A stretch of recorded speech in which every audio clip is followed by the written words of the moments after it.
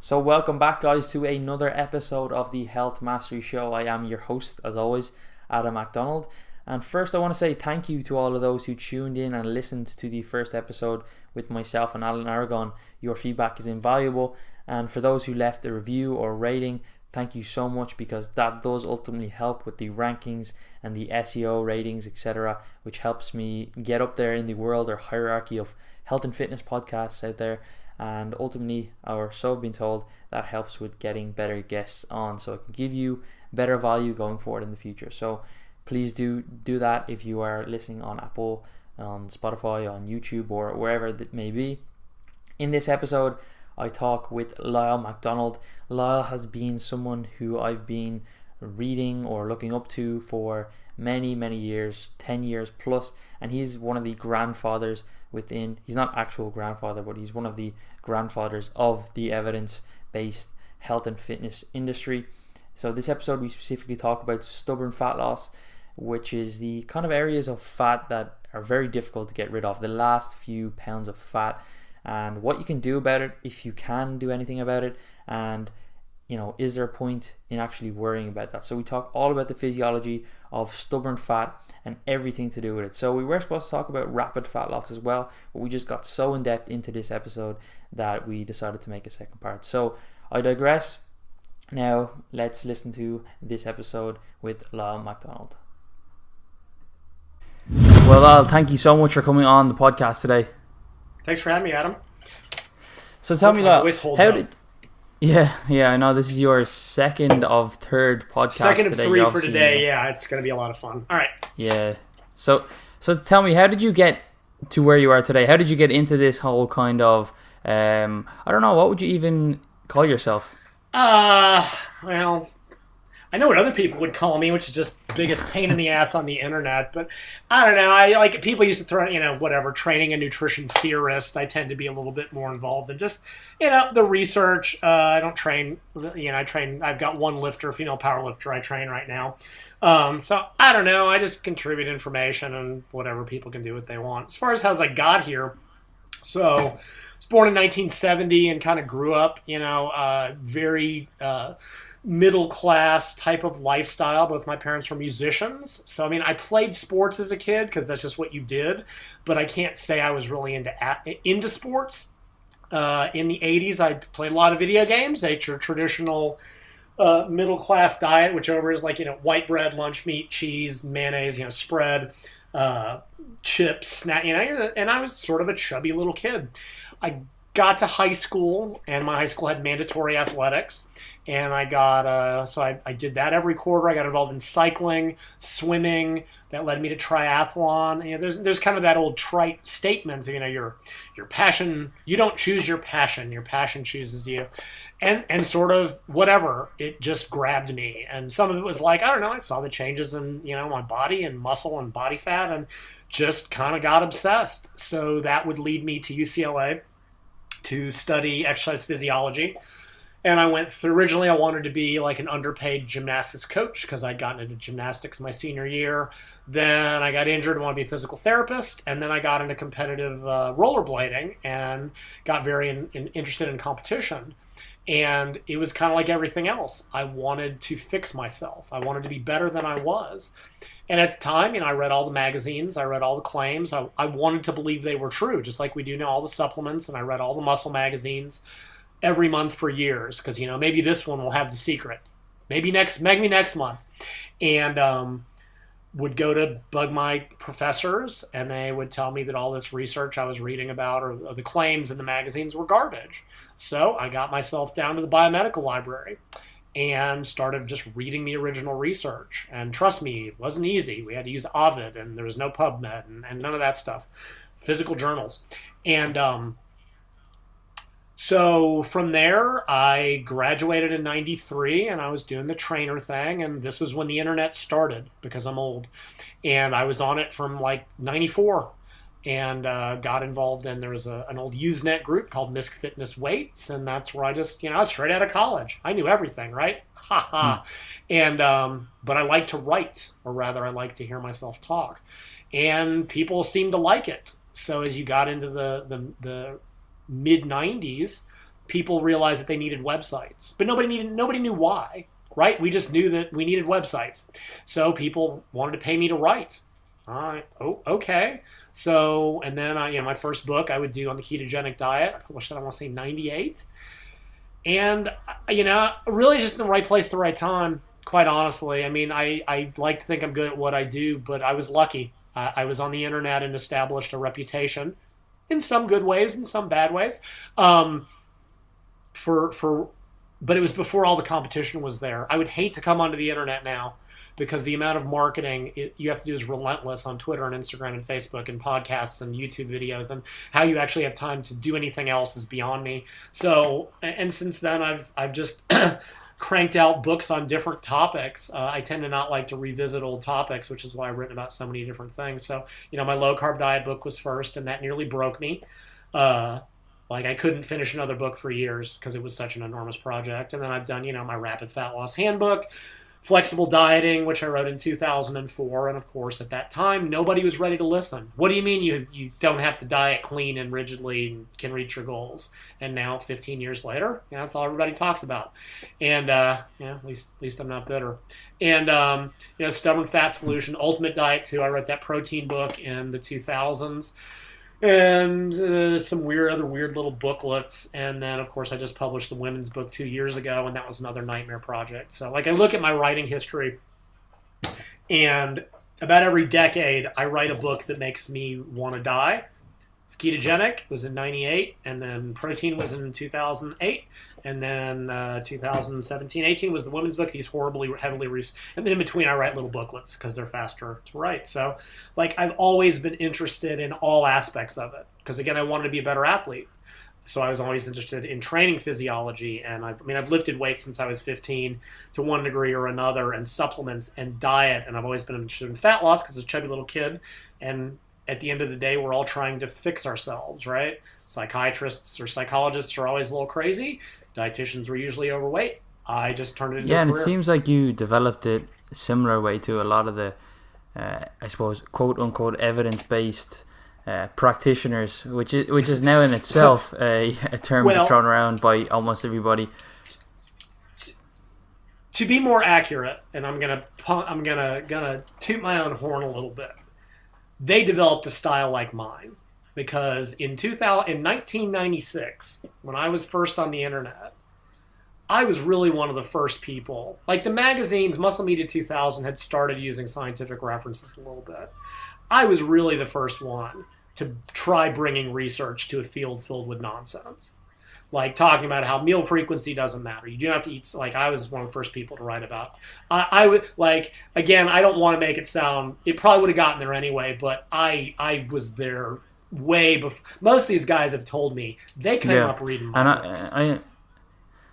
Make no mistake that to a great degree I created that. You can see it either as a benefit or a mess on the internet, depending on. And I've been a little disappointed with the direction it's been going because it's becoming just as bro-tastic and anecdotal as all the other bro science. But yeah, I was really one of the big ones I think earlier on pushing for using research and being evidence-based. And I'm not saying the guys now aren't doing a good job of it.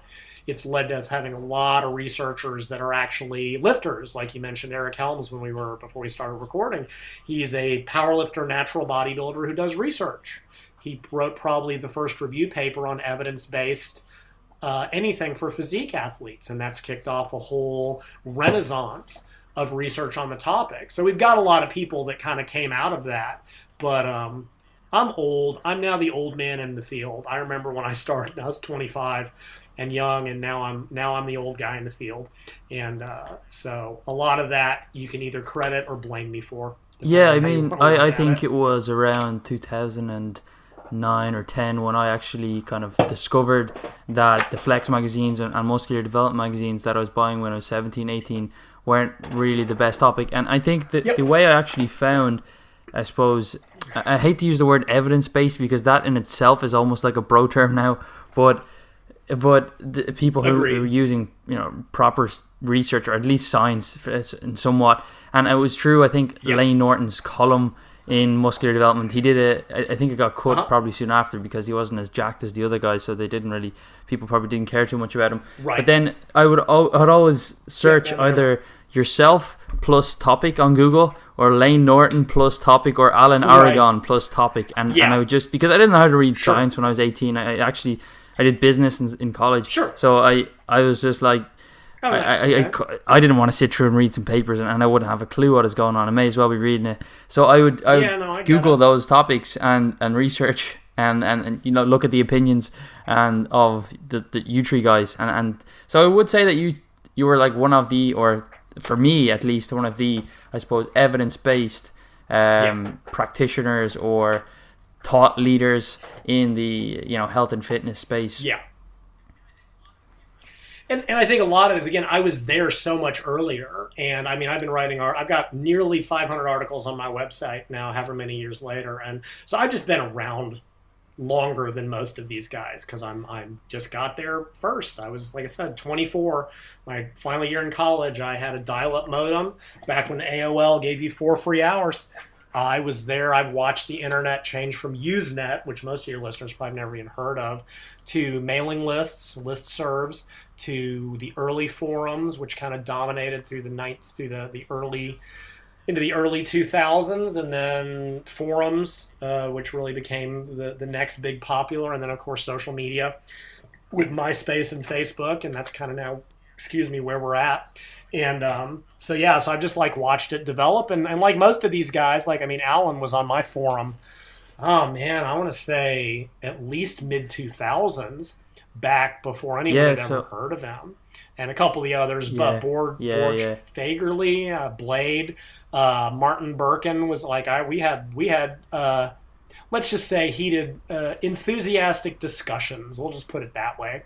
And that was before Alan put out Girth Control, his first book, and we at one point, I even talked about it. I'm just like, look, why don't y'all write down your approaches to stuff?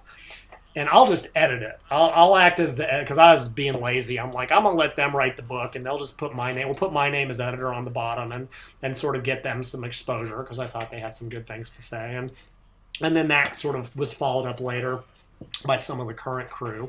So yeah, I've just been around longer. There's if you want to read, there's probably an article on my website about almost any topic you care to name. I'm actually running out of stuff to talk about. Yeah, I was speaking. I was speaking to Alan actually on I think it was either Monday or Tuesday evening, and he said the exact same thing. I was like, how did it start for you? And he's like, on the forums or the message boards. And if you think about it today, it's so like you said, how would you even begin to fathom starting or trying to stand out without being jacked or spending your whole day on Instagram? Sure. And people do that. They spend their whole day on Instagram posting. Oh, yeah. It's like a live feed 24/7 in their Instagram stories, just talking. I mean, that would drive you absolutely insane. But it has to be like, it's so there's such a relentless amount of information that if you're not updating every 15 minutes, people forget, and they're just whatever the next big thing is. And I mean, it's sort of, since I get this question, well, people are like, how can they be like me? And the answer is, you don't want to be like me. Trust me.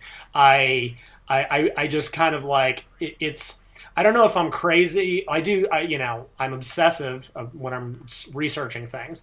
And I don't know if being obsessive makes me crazy or being crazy makes me obsessive. But like, when I have a folder that has 30 reviews on protein requirements, and I've read them all, for the women's book, I was reading these review papers on women's fat metabolism, 10, 12 papers multiple times a piece to try to figure it out. And like, you don't want to be me.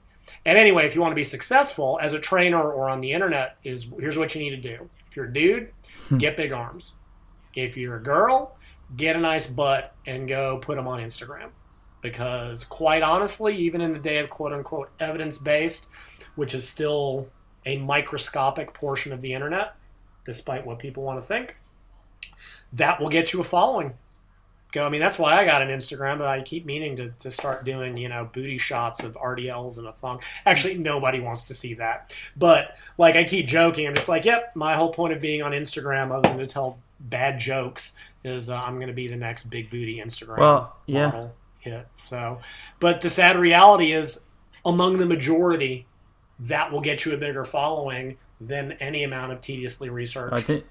I think we can end the podcast there then. Thanks for that advice. I mean, it's true. Like, it's true, honestly. Like, it's. I got into discussion with some. This is at the ISSN meeting. This is 5, 6, 7 years ago. And they were part of the evidence-based crew. And they were like, I really think it's changing. And I said, it's really not. The problem is when you are a part of that environment, when you are one of the research-based people, the people who seek you out are those that like research-based stuff. And it's very, very easy to get the sensation that the entire internet is that, but it's not. I guarantee you bodybuilding.com has more visitors in an hour or in a day than the entirety of the evidence-based websites or Facebook pages get in a week. I guarantee it. And I'm not saying that to, I mean, I did it. You said you did it. When you're younger, you don't know any better. What are you going to be drawn by? Some lab coat nerd talking about mTOR or a dude with 20-inch arms, right? I started in the muscle magazines just like you did, just like we all did. It's very easy to look at those people and go, how can you be so stupid? Because how would they know any different, right? How would they know any better than what they see in the majority media? So it's very easy to think that, the evidence-based, maybe 10% of the trainees on the internet give a crap about what we say, but everybody else is going to bodybuilding.com and T Nation, and that's just the reality. I'm okay with it. I've never tried to target the mainstream or the majority because I can't. I don't have the marketing power or the writing style. I would rather just know my niche and cater to it and, be a big fish in a smaller pond because that works better. I think I remember the when I first got into bodybuilding, and I suppose it's a little bit unusual, but when I was a teenager, I actually just loved bodybuilding and like pro bodybuilding, like IFBB pro bodybuilding, and Ronnie Coleman was competing around that time, and the first supplement other than like whey protein that I ever took was NO Explode. And like when I was 16, I didn't drink coffee, 15, 16, but I took this pre-workout NO Explode, and I mean the amount of caffeine in that, I was like, blown away by like how magical it was, just simply because of the amount of caffeine that I had. So I think, like a lot of people just kind of fall into it, and then if you get more and more into, into the evidence base and into like learning about it, then you'll start to kind of figure that out. But sure, and eventually, like what I find, my books have always been not only slightly more technical, but like they are honest. If you want to lose fat, you got to eat less and extra. Like, it's not what people want to hear, and that's not what sells. Now, I could try to go get the mainstream. I could go try to market against all the generic diet books, but they've got millions of dollars and tell people what they want to hear. And I wait for people to come to me. I usually get the folks that are like, I did everything else and it didn't work. I did everything I read in the popular media and it didn't work. And either they get referred to me or they find me through whatever way, and they're just like, okay, your way sucks because it's hard, but it works. And you just have to kind of come to that eventually.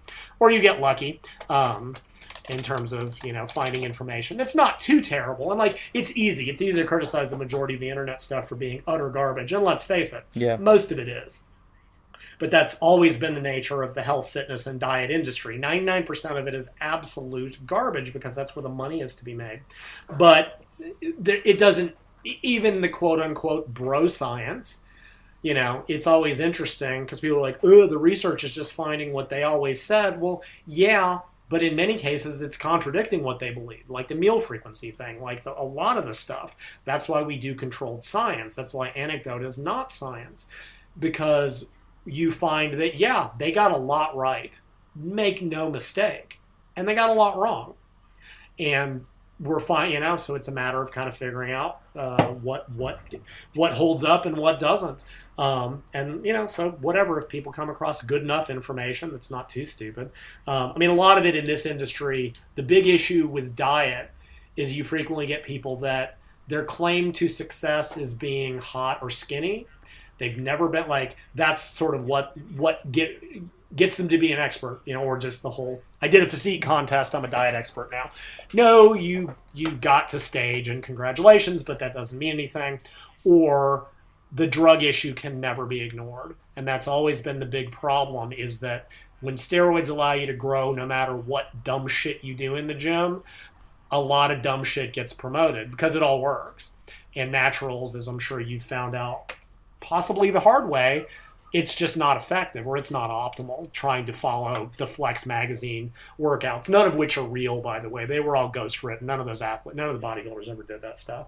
They just had to print something every month. So anyway, so yeah, the point of this is everybody starts where they start, and we all started by reading the muscle magazines because that's who you're going to believe. And some people get tired of being run around in circles and eventually graduate to something that seems to be a little more So I want to talk a little bit about some topics that I suppose you would be still even recognized as the forefront or the main person for. If you say Google search it, if you Google search flexible dieting, I'm sure that you're not going to be the first person on Google anymore, but maybe back in the day you maybe were, even though you probably were the first to introduce that over 20 years ago. But with the likes of rapid fat loss or the protein sparing moderate fast, so them two being kind of the same thing, or one being a conjunction of the other, and also stubborn fat loss. So I could boil that down into getting to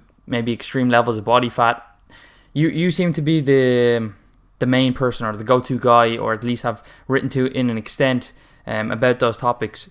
So do you want to explain to me a little bit about what, or your opinion, or your idea of what stubborn fat is? Because I've in the last few weeks of my competition prep, I've had areas of stubborn fat, right? So my legs and my typical lower back, and I started to post a little bit, and I also fed into that kind of Instagram thing and posted a little bit about Yohimbine and stuff. And everybody is like, oh, where do you buy your Yohimbine? And I'm like, wait, you're probably the people.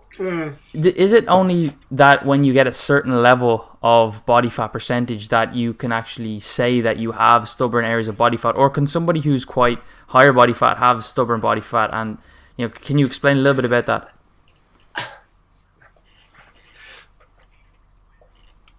Sure. So first, kind of let me just explain what that means, because there's also people who are like, it's just all body fat, right? So back in the day, body fat was just body fat, right? We didn't like it. It didn't do anything. It was just, we know way more. Fat cells are enormously active, releasing all kinds of chemical compounds that do all kinds of ridiculous things in the body. But what we also know is that different areas of fat are physiologically different. Right, so there's a very old observation, right, that women and men at the same body fat percentage had very different health risks. Men were much more at risk for diabetes, heart disease, things of that nature, and they didn't know why. And then when they started to look, it's okay, now we realize that central fat, right, gut fat, especially that visceral fat around the organs, the male fat pattern is associated with heart disease. Female's lower body fat is very biologically, I'll say sluggish for lack of a better word, right? So visceral fat is very active. It is dumping fat into the bloodstream, going to the liver almost constantly.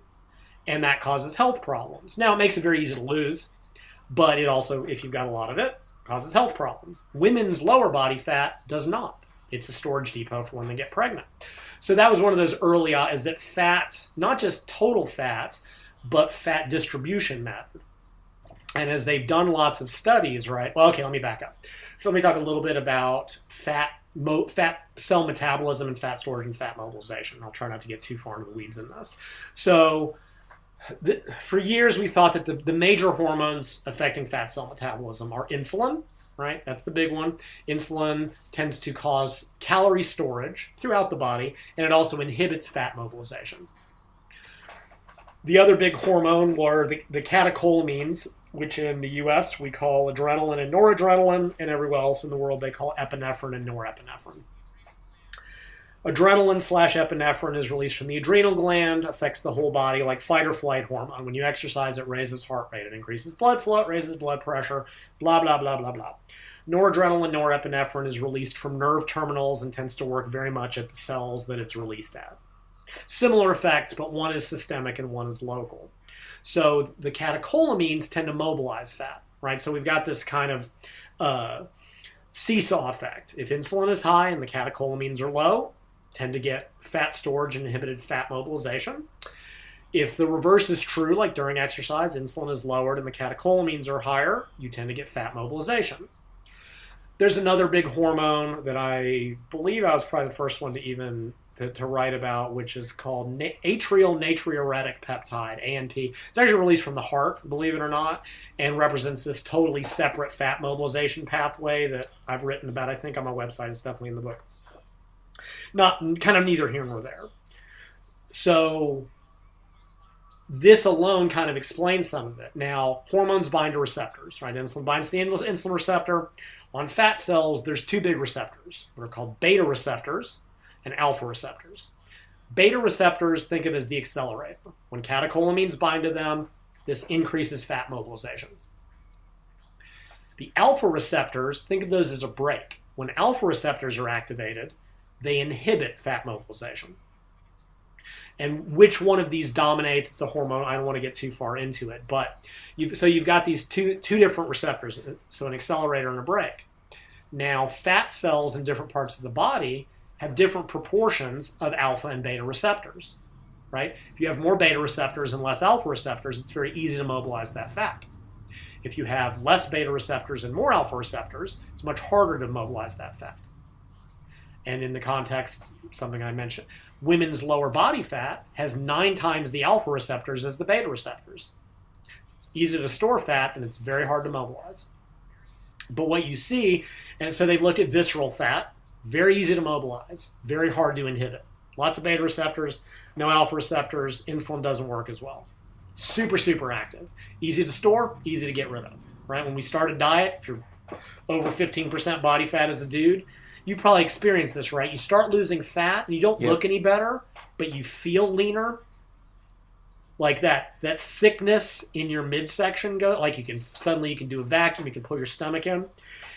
You don't look any different. I mean, your stomach's flat. You don't look visibly. You haven't lost fat underneath the skin, but you just feel leaner.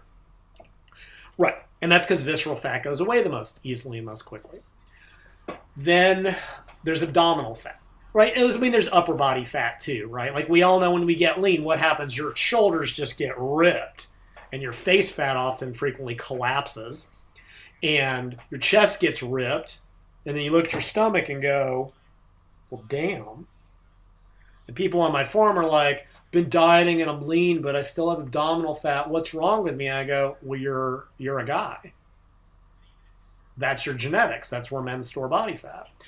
But even if you start looking at abdominal body fat, there's an upper area, there's a lower area, and there's a deep area, right? This is the fat underneath the skin, not the visceral fat. So even abdominal fat mobilizes and stores at different rates. And what happens when you diet, right? So you start to get lean from the inside out. Visceral fat is the easiest. The deep abdominal fat is next. The upper superficial abdominal fat is next. The lower superficial abdominal fat is next. And then hips and thighs are last. So, and again, you've gone through this, right? When you diet, what happens? Your upper body gets shredded. You feel leaner. Your upper body starts to lean out. You continue to feel leaner. Your upper abs come in.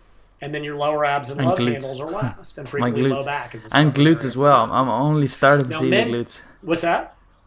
Yeah, now some men do carry relatively more lower body fat.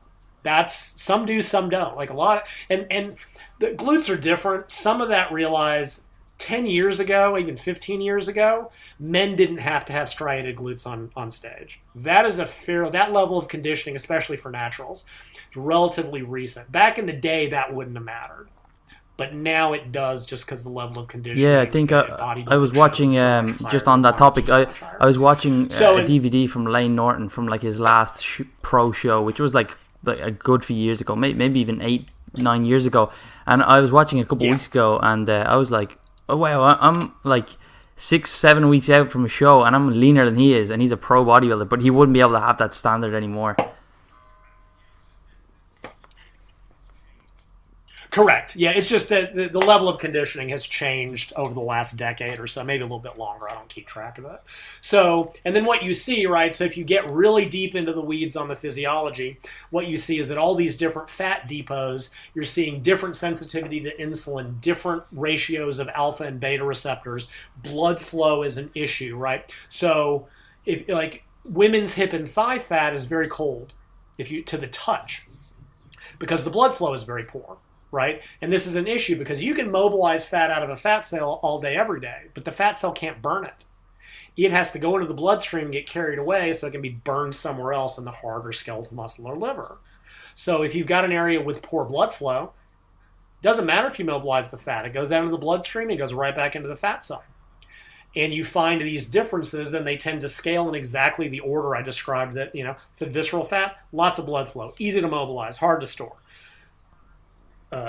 Deep abdominal fat, little bit harder, little bit, still easy to store, little bit harder to mobilize, and then it just goes, et cetera, et cetera, et cetera. So for men, typically, well, get outside of the ripped glutes thing, for like the typical male, generally ab and ab, low back, and love handle, suprailiac fat will be the quote unquote stubborn fat.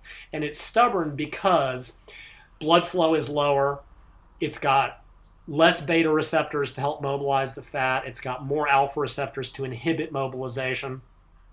You even see differences. I talk about this in stubborn fat. The types of fatty acids that are stored. Stubborn fat tends to store more saturated fats, and they're harder to mobilize. Like chain length of the fatty acid changes how easily it's mobilized enzymatically. And like I said, you can get as deep in the weeds of this as you want, but it sort of doesn't matter. Blood flow, all that sort of stuff.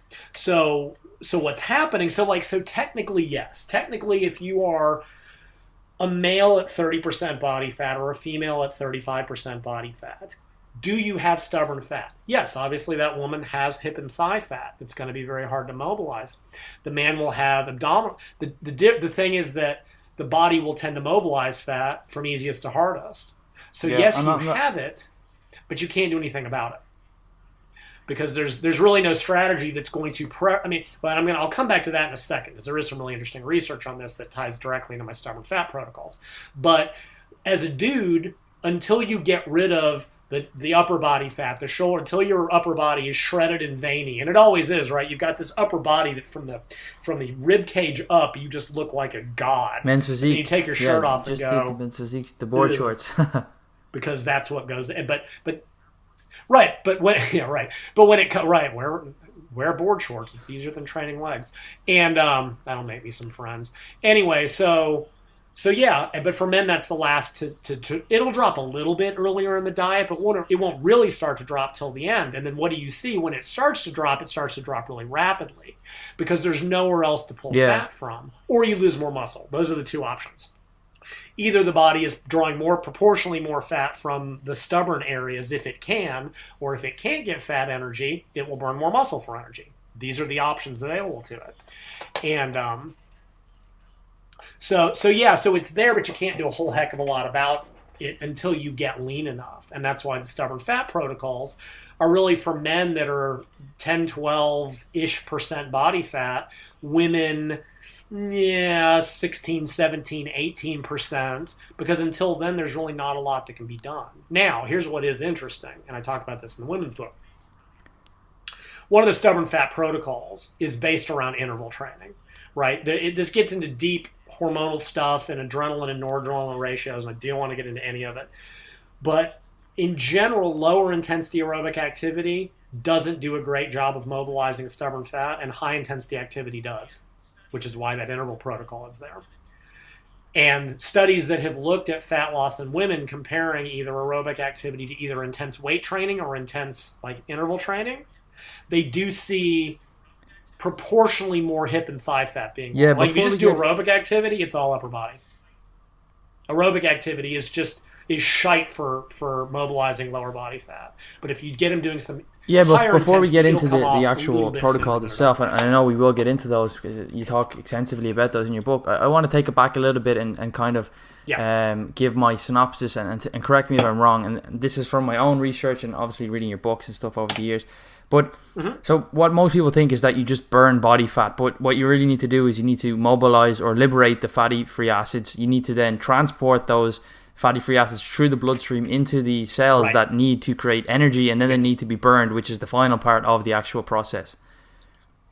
And then catecholamine release, like you said, adrenaline, noradrenaline, or epinephrine, through a deficit which will release those, or else through high stimulant intake will cause glucagon release, which will release the fatty acids, and we have more. They attach through adrenergic receptors, so the alpha and beta receptors, which are different proportions or different percentages in certain body parts of our body, and specifically in those stubborn areas we have those higher percentage of beta to alpha receptors or alpha 2 receptors, and the thing that I couldn't actually understand is what is the physiological reason or the evolutionary reason that we have stubborn body fat, or why do those receptors actually inhibit fat loss? Like, why would we have fat cells that actually stop fat from being burned? It just, for me, it just doesn't make logical sense. Obviously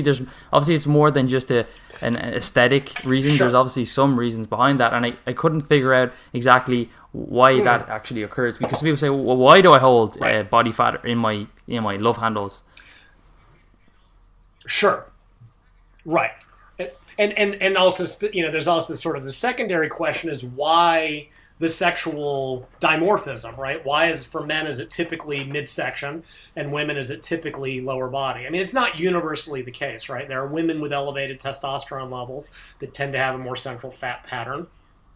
One of the things I just find funny, because I'm easily amused, is as women reach a very high level of body fat, right, their hips and thighs can only store so much, and they tend to get they start storing body fat in their midsection. But as men get above a certain body fat, they start storing more body fat in their lower body. And I think thus is the balance of the universe maintained. But that's just one. But that's more of an issue, is that once fat cells reach a point that they can't store more calories, they got to go somewhere else, and the body can make new fat cells. That's a whole separate thing. But the fact that there is a difference suggests that there is some sort of evolutionary sex-based reason for it. Now, for women, we could probably argue that part of it is sexual attraction, right? There's all that stuff with the waist-to-hip ratio, which is 0.7, according, I think, Devora Singh's. I hope I got that right. Her old research, or 0.8, or something in that range. Like, that it's funny, right? Because men, it's been shown that is the most attractive waist-to-hip ratio. And men just look at that and go, man, hot or thick, or depending, whatever, right? There's just that curviness. And as women gain more central fat, and that waist-to-hip ratio goes down, they are typically seen as less attractive. And man, look, I don't want to get into the sociocultural stuff. There's a biology to this. And it's the same thing for men. And trust me, I'll cover both. But in women, more central body fat tends to be associated with poorer fertility and poorer birth outcomes.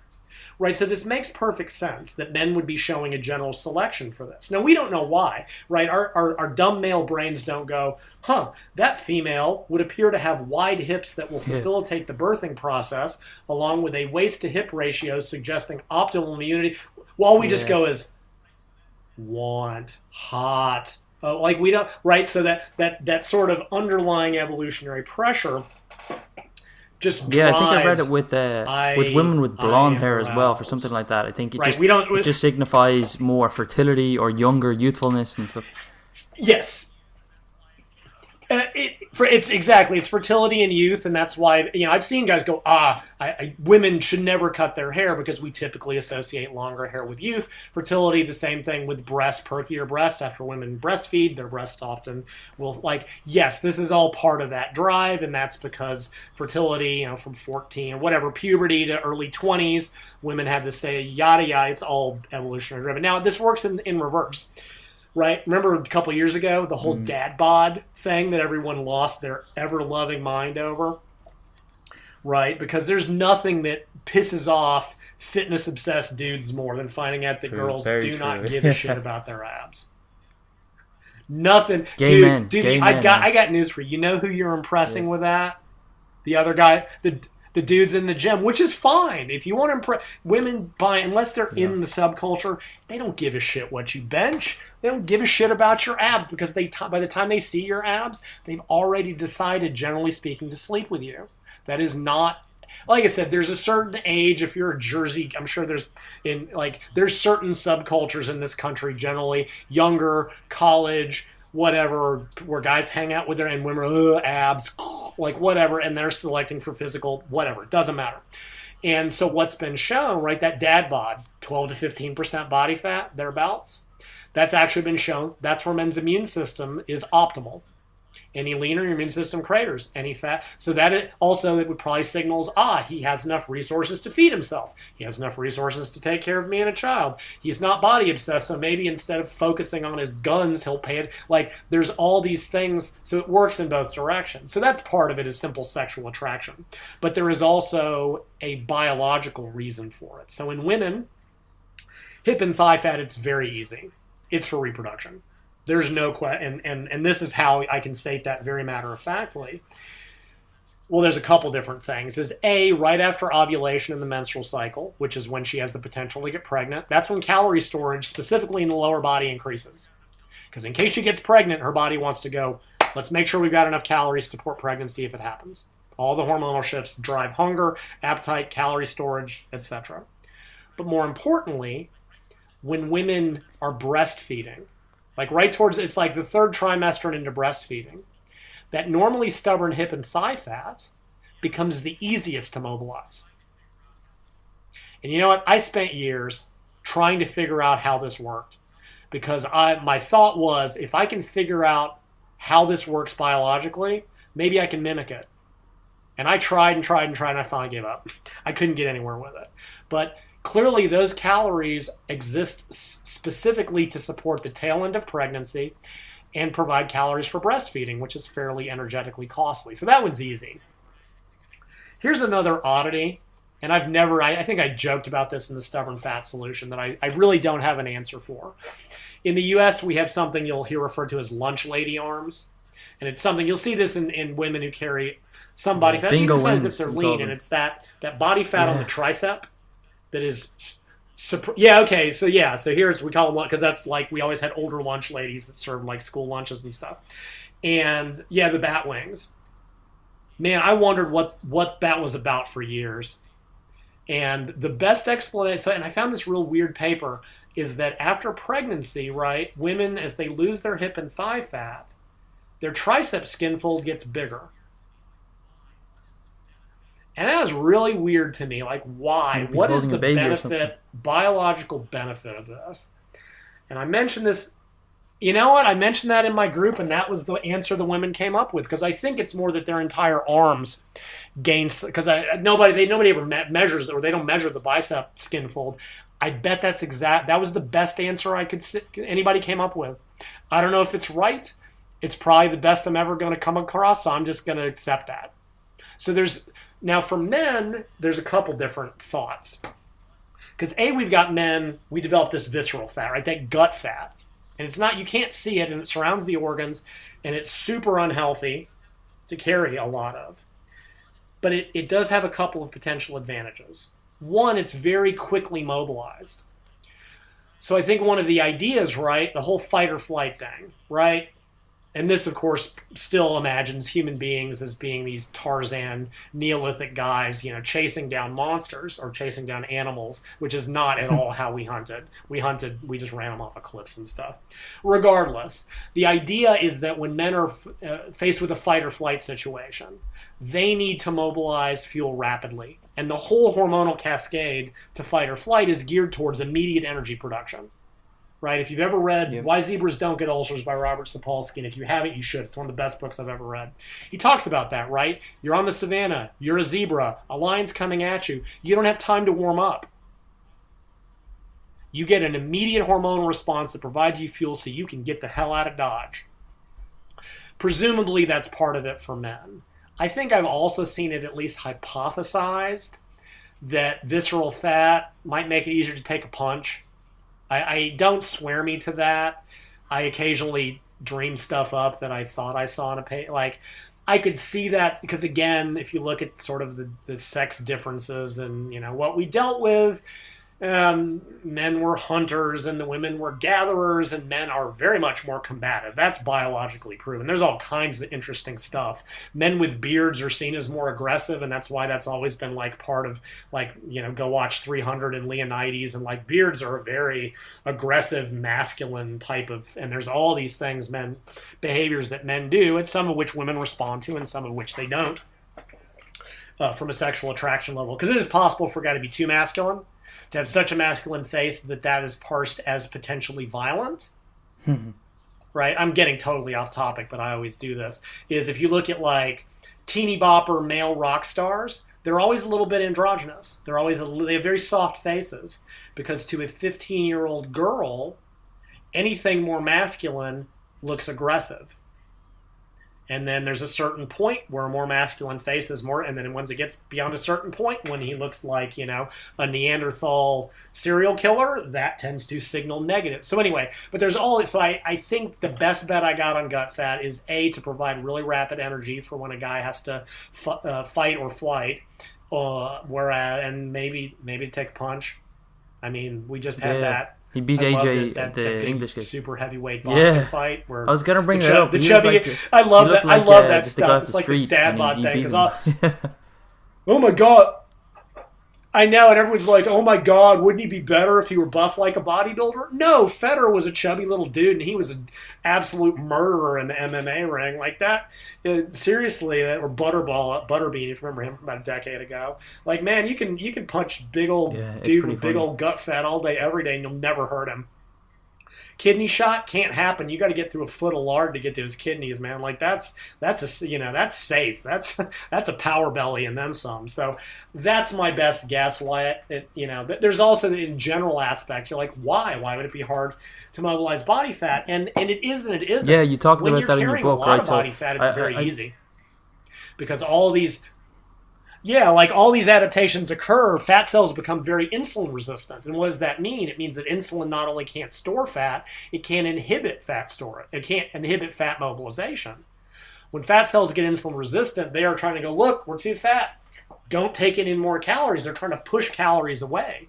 And that's why you get hyperglycemia, hypertriglyceridemia, which is triglycerides in the bloodstream. They can't go anywhere.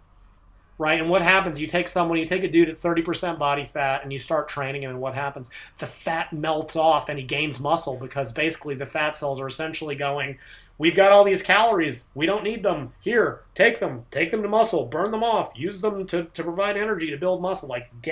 So you see this huge partitioning effect. As you get leaner, a bunch of things happen. Everything becomes more insulin sensitive, right? So if a fat cell is insulin sensitive, responds very well to the hormone insulin, it can store fat more easily and mobilize fat with greater difficulty.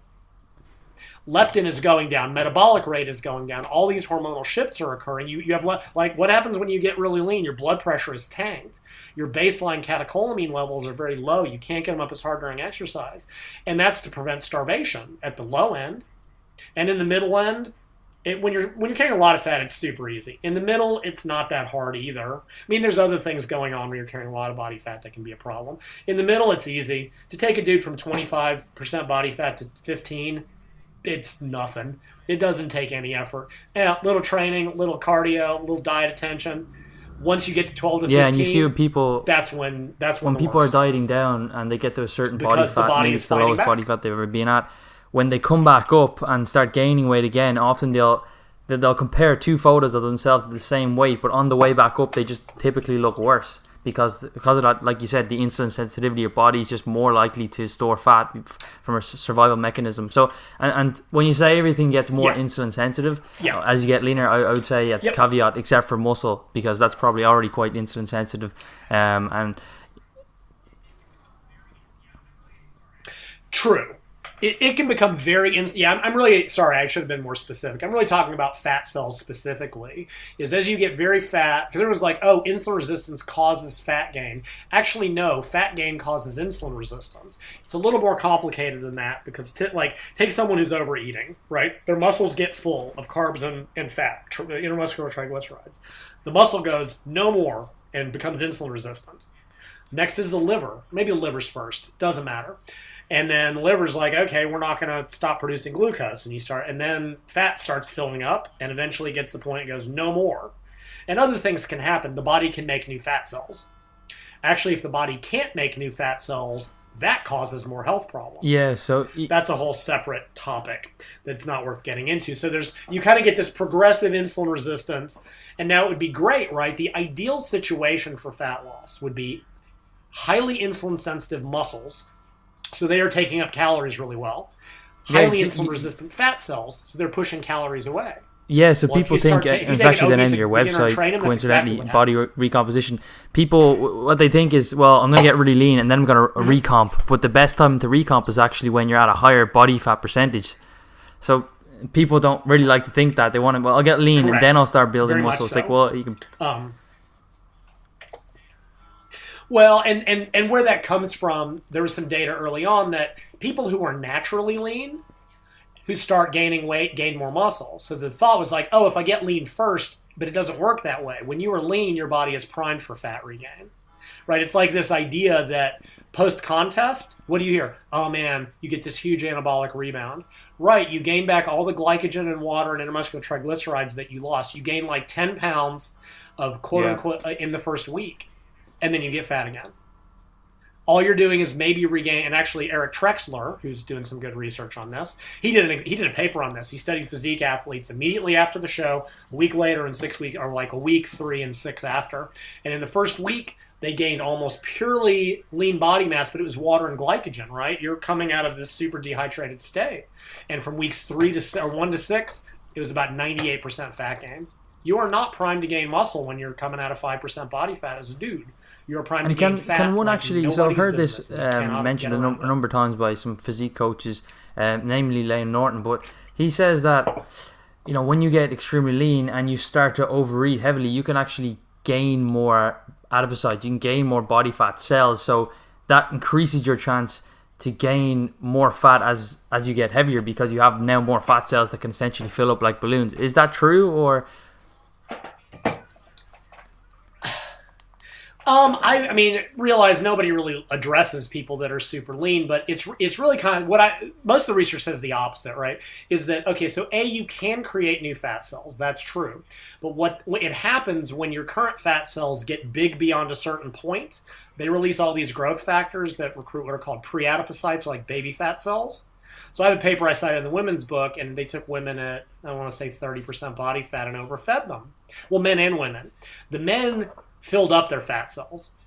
The women made more in their midsection. The women made more fat cells in the lower body, but that's because the fat cells were already full. Coming out of a diet when your fat cells are basically empty, I don't see any biological reason that it would make new fat cells. Honestly, I think he was trying to come up with a justification for reverse dieting, which frankly is nonsense. I don't really want to go down that pathway right now, but I'll just say nothing I've seen, and I don't think in a physiological, there would be no reason for the body to make new fat cells when it's got plenty of fat cells available to fill up. So I don't see personally how that would occur. If he's got data to the contrary, I'd love to see it. Okay, but so you say that don't see why it would work that way. Yeah. That's the gentlest sorry, answer I can give. I was going to say that because there's also go on. You go ahead. Well, I was going to say. Okay, I was going to say that. All right, I'll shut up. It kind of makes sense that you don't really need to address these body fat, stubborn body fat concerns until you actually can visibly see them, or until you kind of maximize with the easiest fat loss, which is the upper body in the men and at the shoulders and certain parts of the abdominals. Yes. But then, what if you'd actually tried some of the protocols as you're leaning out, even if you're at that higher body fat percentage? Is that just kind of pissing in the wind per se? Where yeah, it is.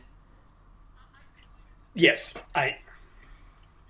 I think, like I said, there's a couple weird studies where even in women carrying more body fat, if they do some high-intensity work, they will lose. I mean, we're not talking major amounts, right? We're talking like if they do aerobic activity, they may lose 3 to 4% of their body fat in their upper body, and if they throw in some intervals or some weight training, and their lower body fat won't shrink at all, and it'll shrink by a couple percent. Like, we're talking about very, very, very relative amounts here.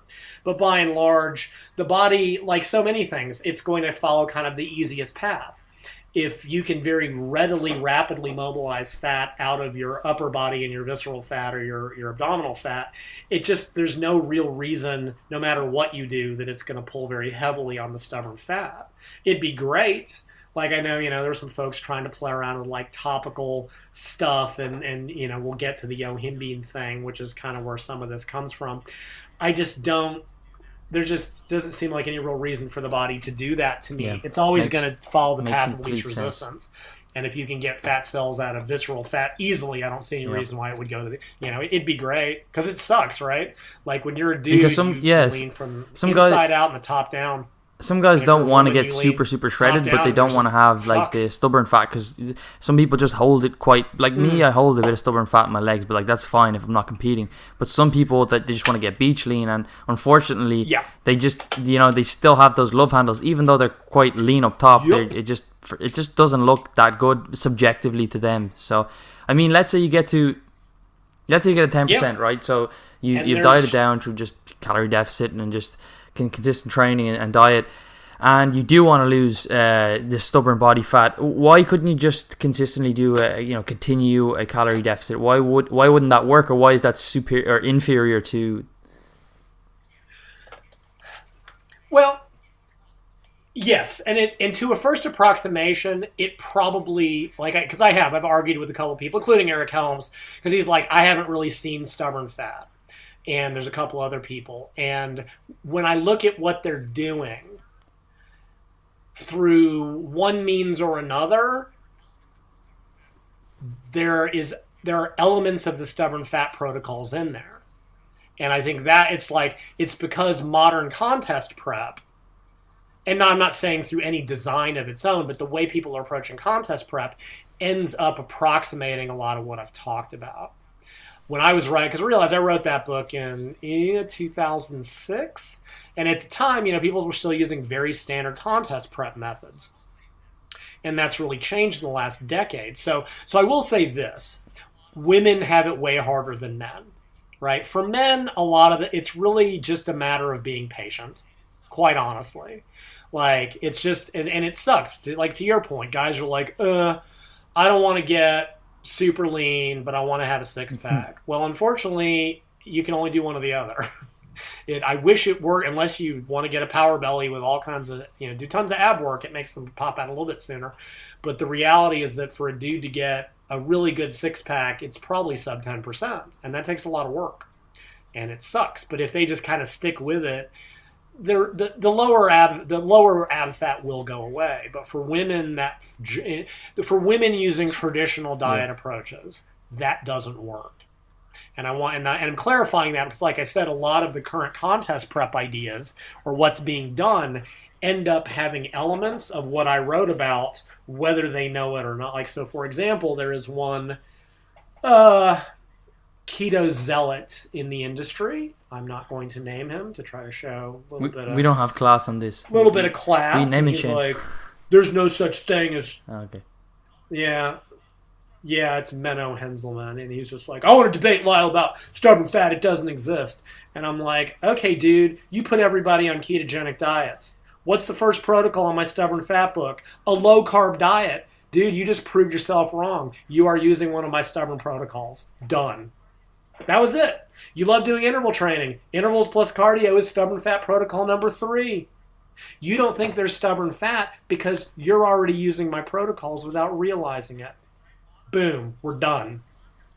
And that's what's happening, right? If you look at modern contest prep approaches, in men and women, right? Men and women get to the end, they're dieting over very long. So back in the day, right? Back in the 70s and 80s, or in the 80s especially, people dieted on high carb, low fat, especially if they were on drugs. Now, and what would happen is women would get ripped upper bodies and still have fat legs. Dan Duchesne used to write about that. It was like there were two different bodies stapled together and they were doing nothing but low intensity cardio. Well, they were doing nothing in that book, right? They were on high carbs, which is going to very much limit lower fat mobilization. They were not doing any they were lifting weights, but in various and sundry ways. But now, typically you're seeing higher protein intakes. By the time lighter men and women get to naturals, especially, get to the end of contest prep, they're on such low calories that their carbs are what? 80, 90, 120 grams a day? Maybe more if they're men. But smaller women are eating like 100 grams of carbs per day. Yeah, so, Boom, that's stubborn fat protocol number 1. There's also such a focus, there's always also such a focus on high-intensity interval training. Well, that's stubborn fat protocol number 3. It's just become de facto included. So yeah, because like Eric told me, he's like, right, we tried Yohimbine. I didn't see any benefit from it. And right, if you've already got elements of those other protocols built in, you probably won't. But it was based around the fact that you're not doing these certain other things. Because and we'll get to the protocols themselves. And we're like, look, if you don't want to do a ketogenic low-carb diet, which gets an automatic mobilization because you don't like them, you don't feel good on them, the next step is yohimbine. And if you don't want to do that, and in some places in Australia, might as well be a third world country, they can't get yohimbine. They can't get anything good over there. Australia's terrible, and everything wants to murder you, but they can't get any of the good supplements over there, right? It's like, oh, but we're doing a lot of high-intensity interval training. Boom, right. So you don't need it because you're already doing one of the protocols built in. Okay, so I had 4 different ones, and using both diet, supplement, and then training modifications. So one of the interesting things is 4 days of exposure to, they call it a high-fat diet, but it's really a low-carb diet. Does something that automatically inhibits the alpha receptors, right? So remember, those alpha receptors are the brakes. When they're activated, they inhibit fat mobilization from stubborn fat. So if you inhibit an inhibitor, and I know this gets a little convoluted, right? If I activate alpha receptors, it's like putting my foot on a brake. If I inhibit the alpha receptor, it's like taking my foot off the brake. So a hot 4 days of a very low carb diet will automatically have that effect. So protocol 1 was simply use a low carb diet for 4 to 5 days while doing low intensity cardio, right? Because like you said, let's go back to something you talked about, the steps of fat burning, quote unquote. Without mobilization, nothing happens unless you get surgery, right? Lipo or cool sculpting or something. Then it has to get transported in the bloodstream. Then it has to reach a tissue such as heart, organ, or muscle where it can be burnt, where it can be used for energy. When it's used for energy, what happens is it is combined with oxygen and broken down for energy, and then you release water and carbon dioxide. That is what quote-unquote fat burning means. It is like when you put a log in the fireplace, it reacts with oxygen and it burns. You are reacting a fatty acid molecule with oxygen to generate ATP with carbon dioxide as a waste product. That is what burning fat is, but that's the first 2 steps. You can't do that. So taking the brake off the alpha receptor with a high-fat, with a low-carb diet for 4 days allows that stubborn fat to be released into the bloodstream. Now, it turns out there's alpha and beta receptors in blood vessels that do the exact same thing. Beta receptors cause vasodilation, so there's higher blood flow. Alpha receptor activation causes vasoconstriction, so there's less blood flow. So it's a double benefit. The low-carb diet inhibits the alpha receptor in the fat cell and presumably the alpha receptor in the blood vessels. So you get better mobilization, you get better blood flow, and then if you do cardio, what's the or physiological deficit, reason behind a lower carb diet working better? If calories are matched, right? Why would a lower carb work better? And not, like you said, lower carb doesn't mean that you jack up your fat, but why does lower carb work better for inhibiting those alpha receptors, or inhibiting the inhibitors? No clue. Genuinely, I don't. I remember the study, and I could send it to you if you really want to read it. And they actually did 2 different things. And it might actually be a fatty acid thing in this case. Because first they took fat cells, and they put them in a soup of fatty acids, like what's called an in vitro study, and they saw this inhibition, and then they put humans on 4 days of a low carb. And usually if you're cutting carbs, fat goes up somewhat. And for whatever reason, it just did. So low carb. I have absolutely no idea. So low carb, that's the first step. It just did. Yeah. I mean, it could be, by chronically lowering insulin. It could be elevated. I just truly, genuinely don't know. It works. Other than the observation was made that it did. So that would be one approach. Now, not everybody likes very low carb diets. Some people feel miserable, like they got hit by a truck on them. Exercise performance can suffer. So that may not always be an option. Right, and one thing I tried to do, right, so I've got my Ultimate Diet 2, which has elements of, they overlap to some degree. They're both for very lean athletes. They're both sort of geared in it. The UD2 ended up having, aspects of stubborn fat, even though that came 10 years later. It's a very specific diet with a very specific training structure. Not everybody likes that. Not everybody can do it, wants to do it. It's a pain in the ass to do, to a degree. When I wrote the stubborn fat protocols, I wanted to make it look, you can integrate this with what your current, without changing your entire training structure, to within limits. That's why I tried to offer these different protocols. I'm like, if you're willing to go low carb, that's all you need. Low carb plus steady state aerobics. That's it. That will do. Like I said, modern contest prep, just the nature of how it's being done, ended up doing that. That's why they don't seem to think there's stubborn fat. There is stubborn fat. Modern contest prep just sort of happens to address it. You're just getting calories so low by default, carbs become low.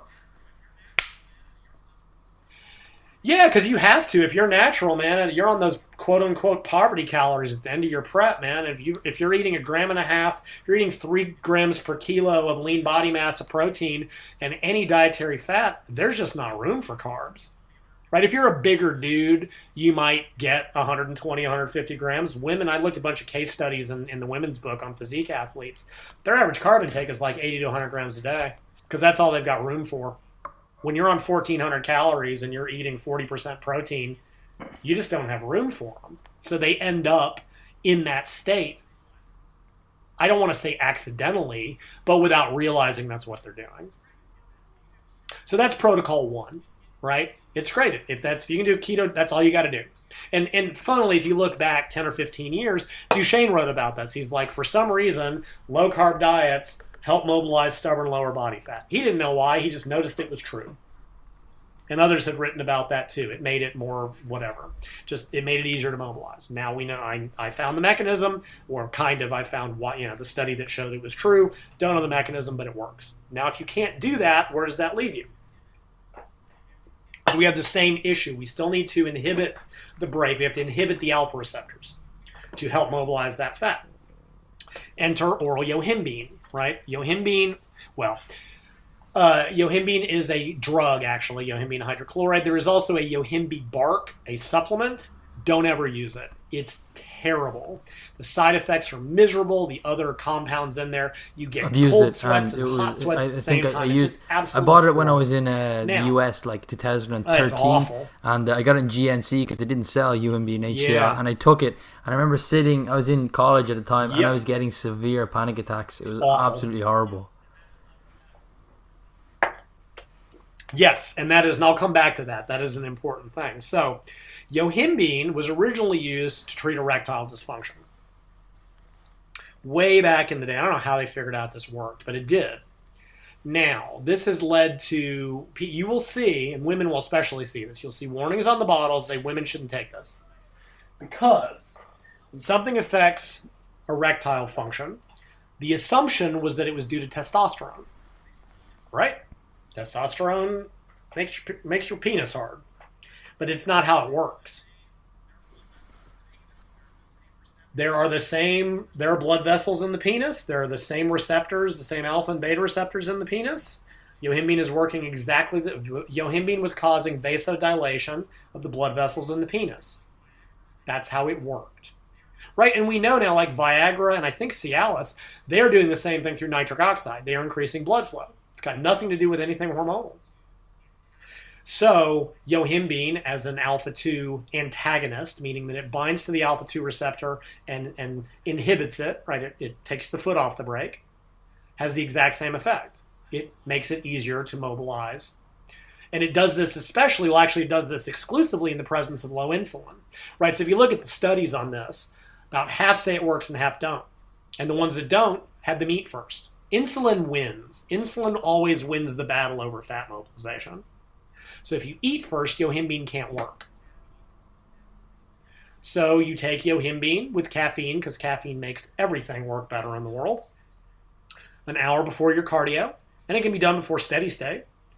You are now getting the same inhibition as you would with a low-carb diet. You go, so mobilization, blood flow, burn it off with activity, boom. Now, there's a side effect. There's several side effects. It is important, right? There are alpha receptors in the brain. And alpha-2 receptors in the brain are, again, same thing, right? Remember I talked about adrenaline and noradrenaline? Yep. Norepinephrine is released from nerve terminals.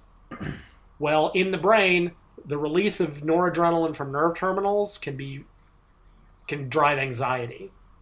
So by taking, they use high-dose yohimbine to trigger panic attacks. And anyone who is even remotely prone to panic attacks or anxiety attacks should not use this, period.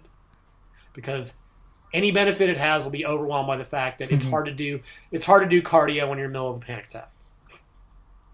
Right? So, and that's the issue with yohimbine, is it works all over the body, right? It will raise your heart rate. It will raise your blood pressure. It has effects at the muscle. It is not local to the body fat, which would be ideal. People tried to make topical creams for the longest time. I remain utterly unconvinced that they work. Everybody that used them was like, my heart rate, blood pressure go up. Right, it's just entering the systemic circulation. So yohimbine has the same effect. Now, if you take yohimbine and go to the gym, this works for women and men too. Well, it will increase blood flow to your nether regions, right? I know you've experienced this. You've been doing your cardio on yohimbine and seen a particularly hot individual in the gym, and all of a sudden you have an erection.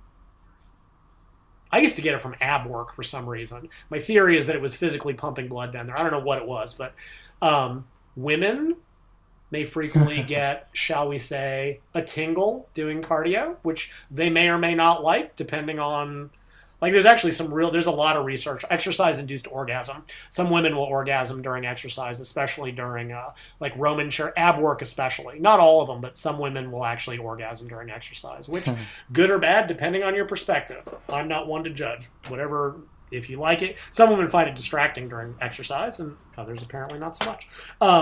Yohimbine will cause that. Just be aware.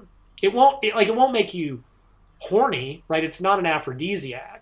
But if you happen to get aroused, you will get an effect. So just be forewarned. If you're a dude, you better wear some Under Armour, some tights or something. Don't go raw dog and loose shorts. It can get very ugly. I think I'm in that. Until you get so lean that nothing works. Right now, so yeah. It's not a problem anymore. One of my. If you're a week out from show, that's always been the irony. I made a joke about this, and I was like, yep. Then they don't want women. Men want to get 8% to get women, and now their dick won't work. It's Well, yeah, and your sex drive goes to zero anyway. Like, even if your body cares about survival, you don't care about getting laid. So yeah, that's the irony of the world. So yohimbine plus and I mean, you could technically use yohimbine with a low carb diet, but it's not. It will probably have a little bit of additional effect, but maybe not. Like UD2, which is 4 days of low carbs. Like I was like, okay, do steady state cardio on Wednesday, Thursday to mobilize. And if you want to throw in a little yohimbine and caffeine, you can. Another thing, don't combine yohimbine with ephedrine if you use ephedrine, because that is having a double whammy, right? Ephedrine activates beta receptors. It pushes the accelerator. Yohimbine takes the foot off the brake. If you want to feel like you're having a heart attack, take both. They should be taken 4 hours They should be taken 4 hours apart. Like ideally, yohimbine is before morning fasted cardio, and now we get into but I thought morning fasted cardio, blah blah blah. Yeah, whatever. Not getting into it. When you study a male at 7%, you let me know. I will. It matters at that level, no matter what people want to think. And yohimbine has to be used fasted, period. If you're going to use it, it has to be fasted. The end. So take your yohimbine with caffeine an hour before. Go do your whatever slog on the treadmill or whatever you do. If you're going to use ephedrine, like say you take yohimbine at 8 a.m., no earlier than 12 p.m. to control appetite. Do not take them together. Bad things tend to happen. Like I said, on anxiety attacks, don't use it all. Use the cause to be taking both That's of those. why I had multiples. Yeah. Ask me about it on podcast, if ephedrine is banned just don't in take the them together as a OMS, general rule. Well, yeah, there's that too, and I think in some federations yohimbine is banned. So for some people, it's kind of a moot point. Just be, like I said, be forewarned. Oh, yohimbine can also, with long-term use, and I do not know the mechanism of this, can cause a little bit of water retention. So you can get this weirdness where it's kind of masking your fat loss for a little bit when you're on it. I don't know if you've experienced that, and then you need to go off it like a week or so before if you're doing a physique show. And I mean, honestly, if you're not lean enough a week out, maybe 5 days out, you're not going to make it anyway, so you might as well drop it. But I don't know if you've experienced the squishy fat phenomenon. They're stubborn fat, like it feels really hard, right? You push it and you're like, man, that's just rock solid. And when it starts to get depleted, it gets this weird kind of marbled, squishy feeling because the fat cells are emptying out. So you like might not look better immediately, but you're getting that. You're like, okay, good stuff is happening, and then you drop it for a couple of days. Yeah, it's probably to do with like, water, you know, just like, cortisol kaboom. release, I'd say, because you're taking a stimulant, right? Yeah, that one I don't know what's going on, why yohimbine causes it, but just be forewarned is that towards the end of a show it may make you feel like you're off schedule, but drop it for a couple days so it clears. It's also and I don't know again how it builds up in the system, so it's one of those things that kind of works better over time when you take it sort of semi-chronically. So is there a period that you should cycle yohimbine? Should you do 2 weeks on, 1 week off, and just keep taking it? Nah. Yep, just keep taking it consistently until you're ready to come off for your show. Like, unless you need to drop it so you can, drop water and see where you're at. But, yeah, there's no reason to cycle it. Like, you don't need to take it on non-training days if you're not doing cardio in the morning. Like, you don't need to bother with it. So step 1 is low carb, step 2 is yohimbine, or what's step 3? Right, which can be used with or without low carb, like, depending. Okay, so step 3 is where I got into using more exercise modulation, right? Because not everyone wants to do keto. Not everybody wants to take yohimbine, or they can't take it, or they don't have access to it. So I needed to come up with, and I actually wrote about the Stubborn Protocol 1, years before I wrote this book, and it got ripped off by any number of people, almost none of whom gave me credit. It got put into a very popular book, The New Rules of Lifting by Cosgrove and what's his name, and they didn't give me credit because Alan seemed to enjoy stealing from people. But I'm off topic. Anyway, so what it was, right, it got into this idea that different, like I said, you can really get into the weeds with this. You get different hormonal responses to different exercise intensities, right? At low steady state, insulin goes down, catecholamines, adrenaline goes up a little bit, but you don't get a big noradrenaline response. You don't get as big of an adrenaline response. As you ramp up your intensity, you get more and more and more, and there's this threshold. And it's right about the maximum steady state level, right? So there's that intensity that if you wanted to suffer, you could stay at for an hour, right? Endurance athletes train there. Physique athletes should not train there, by and large. They should either be low intensity or interval training. Once you go above that and get into intervals, you get this staggering hormonal response, right? Like adrenaline and noradrenaline both go way up. And remember, not a lot of blood flow to stubborn fat. So by releasing noradrenaline and norepinephrine from the nerve terminals, you get a localized hormonal response or localized catecholamine response.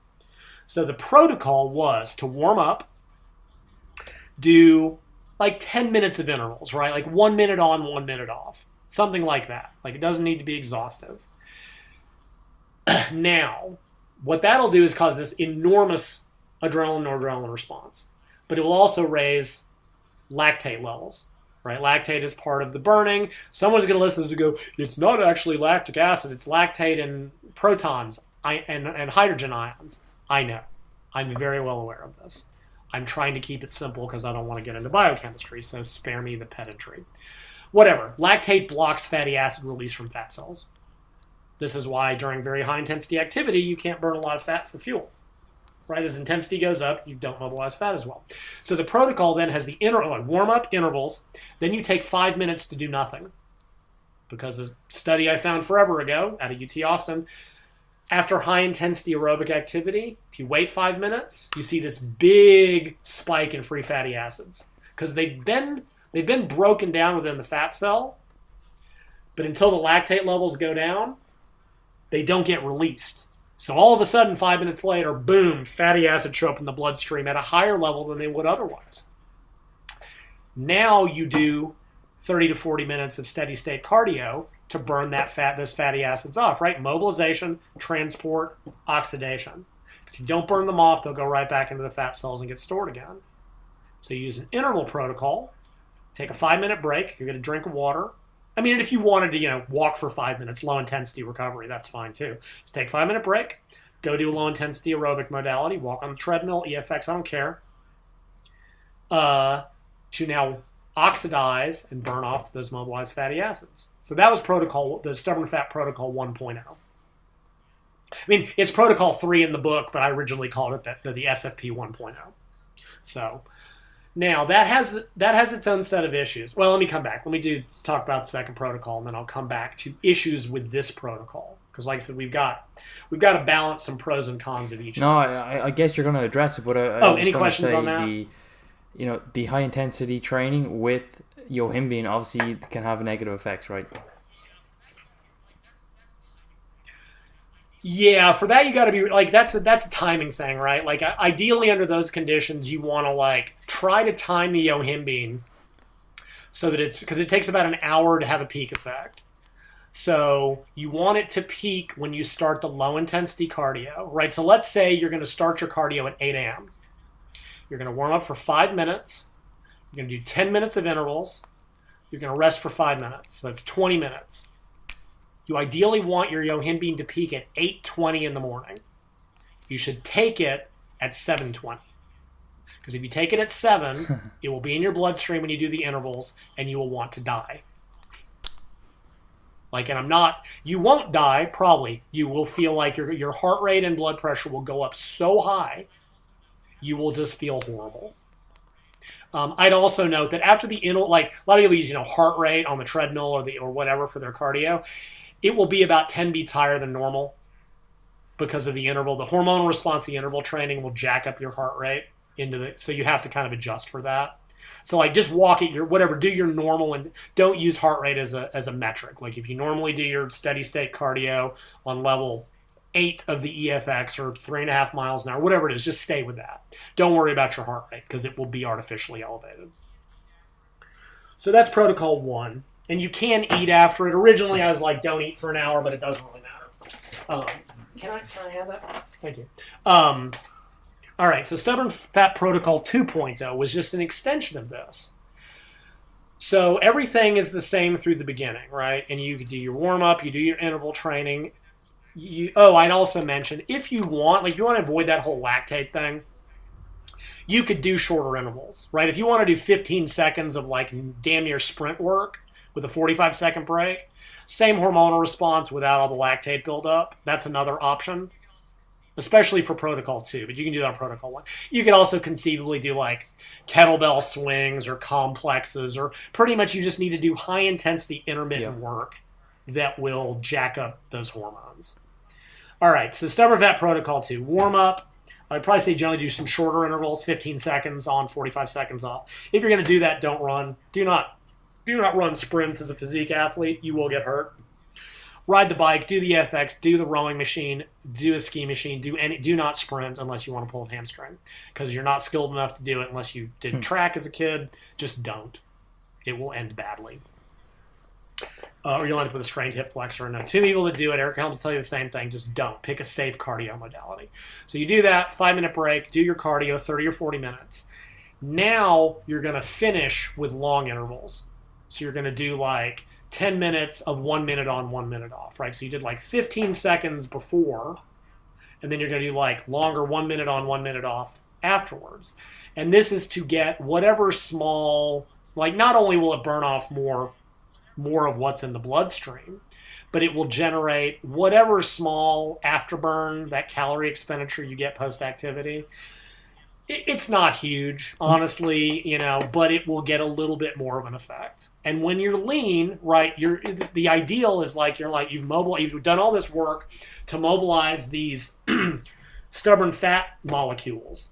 You want to burn as many of them off as you can during that workout.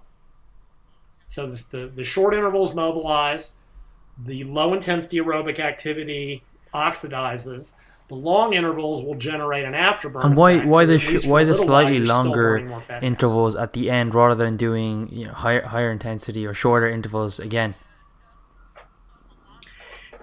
You get a lot of the whole afterburn effect is related to, for lack of a better way of putting it, basically the metabolic disruption of the system.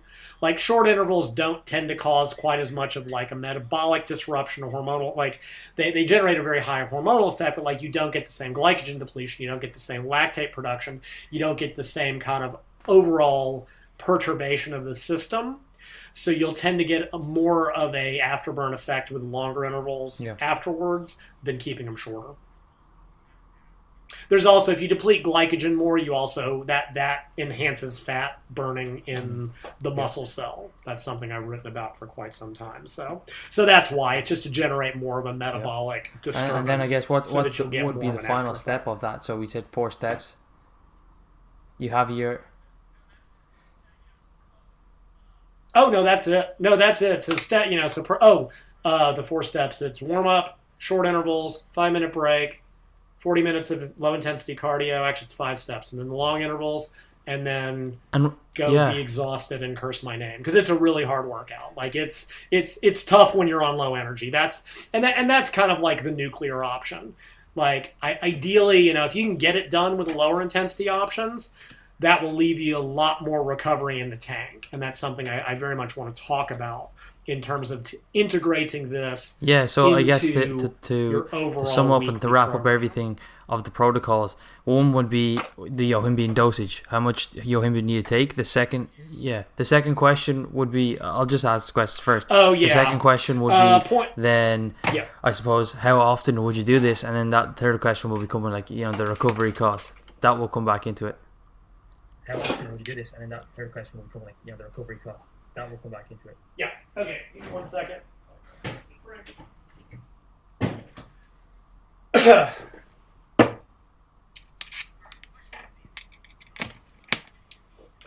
All right. Question 1's easy. The optimal dose of yohimbine is 0.2 milligrams per kilo. So if you are a 100 kilogram male, it's 20 milligrams. If you are a 50 kilogram female, it's 10 milligrams. Yohimbine hydrochloride, which is what I recommend if you can get it. Don't use the herbal bark. It really is truly terrible. Comes in 2.5 milligram pills. At least it does in the U.S. So, your dosing options, 2.5, 5, 7.5, 10, 12, like get as close as you can. Like if you end up needing 18 milligrams because you're 90 kilos, whatever, go ahead and take 20, or, either take 17.5 or take 20. You're not going to die because you're off by that tiny, tiny, tiny amount. However, start with half that. If you've never used it before, start with half of that to assess your tolerance. Because like I said, the response to it can be, some people feel great on it, some people love it, and other people absolutely feel terrible on it. Start with half a dose for a couple of days. Assess tolerance. If you feel terrible, don't use it. It's not required. It's helpful. And if it's not for you, don't use it, because there are drawbacks, right? I've talked about them: heart rate, blood pressure, water retention, anxiety. If it's not for you, don't use it. That's why I have 4 protocols in that book. So that's number 1. That's the easy one. All right, frequency. And this ties into recovery cost, right? Now, I was very vocal when the whole interval thing got super, super, super popular.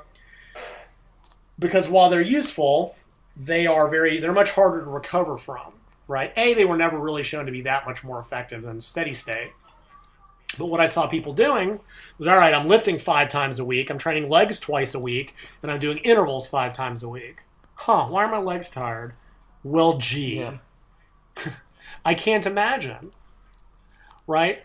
And if you look at performance athletes, they typically do intervals twice a week tops. Swimming is different. You're looking at cyclists, runners, they do intervals twice a week tops under eating sufficient calories without weight training. Don't tell me a physique dieter on low calories, lifting weights intensely, can do more than that. The whole thing was ridiculous, right? So what people did, they were like, okay, this study shows that intervals are better than steady state. This other study shows that low carb is better than high carb. This third study shows that complexes are better than this. Let's make people do all 3. Yeah. No, you cannot do. That's not how this works. And it destroyed people.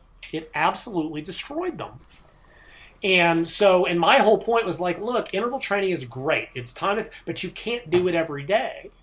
Now, if you're a physique dieter or even a general dieter, you may want to do something, I'll call it metabolic conditioning, almost daily, right? Especially if you want to keep calories higher, right? You're a week out. At the last couple weeks of your prep, I'm sure you were on such low calories, even adding 100 calories of cardio is, another couple of bites of food. Smaller women always end up having to do cardio almost daily because they're metabolic. You can only reduce your food intake so low. So if interval training is high intensity, you can't do that every day. And if you're going to do a daily activity, what do you do on the other days? Well, you do low intensity cardio. Guys got contests ready with that for decades. Do not tell me it makes you fatter, which was the dumbest claim ever. Do not tell me it doesn't work, because it did for decades. And you can do 60 minutes on the treadmill every day and never get tired. And I can do an interval workout on a Monday and be wiped out until I was a performance athlete for 2 decades. I've done more interval workouts than I care to name. I hated every single one of them.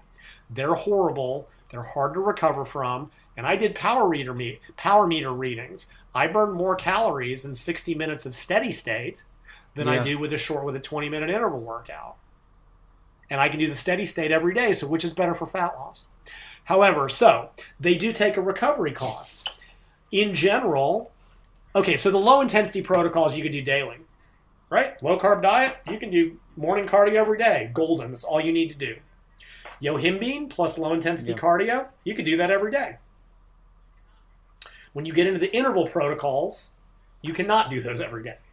People have tried. Yeah, I think that what people don't realize is that with that recovery cost means that you're not probably going to be able to train legs as hard or less load on the bar, and in a calorie deficit that's going to lead to muscle loss. So it's not necessarily that the high intensity will lead to muscle loss, but if you can't lift as much and you're in a deficit, the chances are you're going to lose some muscle. Correct. Right, because there are really 2 issues there, and I'll try to address them both. So the Stubborn Fat Protocol 1.0, I would say the first interval protocol, once a week, twice a week tops. That's the most any human being will be able to use it. Unless, if they're okay, I'll amend that. I'll talk about scheduling, but for most people, twice a week is plenty. Like I said, if athletes who are not lifting and eating enough can only do it twice a week, you can't do it more than that. I just don't care who you are. On low cat, you cannot do it. You will not recover. Please trust me. Not everyone can handle the 2.0 protocol, period. It's brutal. It's effective, but it's brutal. Not everyone can handle that even once a week.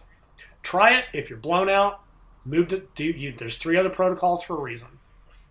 So, and if you're going to do, if you want to, you might get away with protocol 1.0 once a week and protocol 2.0 once a week.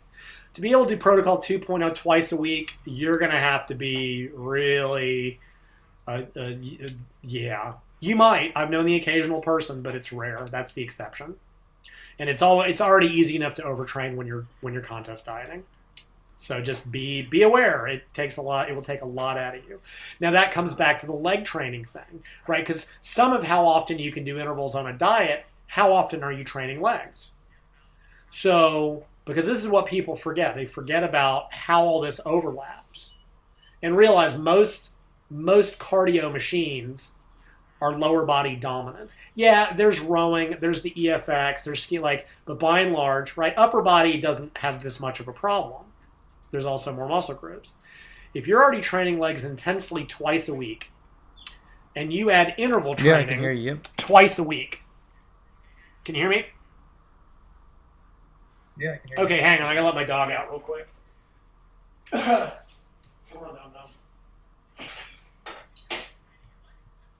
This means that you're now training your legs intensely 4 times a week.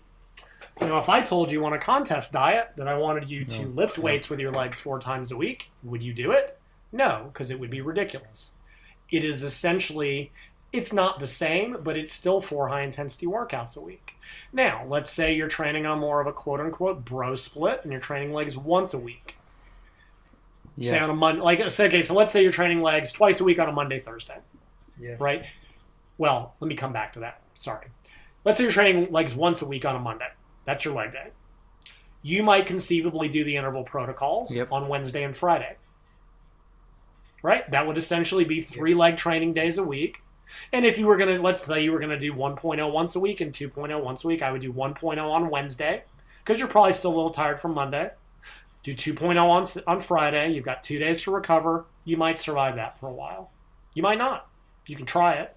If you only end up being able to do the interval protocol once a week. So essentially treat it as a leg day, so no more than 3 or 4 leg days per week. And 2 of those being with weights.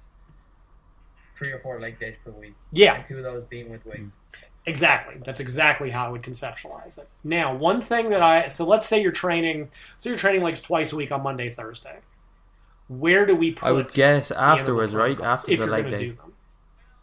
And there's I would guess afterwards, right? After the leg day. Well, I would probably say after, it depends. You mean on the same day, or if you do it on the same day, well then you're gonna be sore anyway, but you don't want to be sore every day. So if you do it on the same day, but then again, I wouldn't do the day before because that's definitely going to affect your performance, right? Correct. So you kind of have 2 options here. Never do it the day before because your leg day will suffer, period.